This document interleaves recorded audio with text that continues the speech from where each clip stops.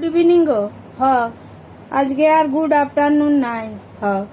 কাজ করতে করতে মরে গেলাম। আর বলো না, দেখো কবে থেকে স্বপ্ন ছিল যে দুটো বিটি নিজের পায়ে দাঁড় করাবো, দিয়ে ভালো চাকরি বাকরি করবে, মাথার সম্মান হবে, পরিবারের মান সম্মান উঁচু করবে। কচু পোড়া গো, কচু পোড়া।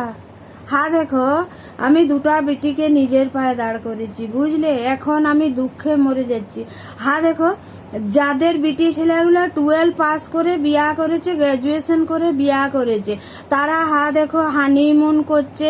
দেখো বরের পয়সায় রেস্টুরেন্টে খেয়ে বলছে, কেউ জাপানে, কেউ সুইজারল্যান্ডে, কেউ আমেরিকায় ঘুরে বলছে।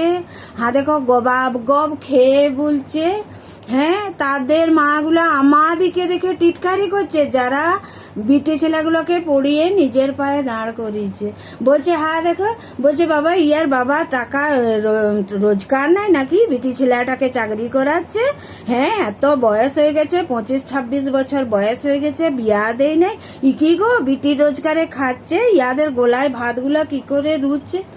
বলি বাবা রে বাবা, গো তোমাদের বিটিগুলো বরের পয়সায় ফুর্তি করছে, তারপরে তোমরা ভাত গিলছো, বড় বড় কথা বলছো। আমার বিটি রোজগার করছে, আমার তো পোলাও গিলার কথা।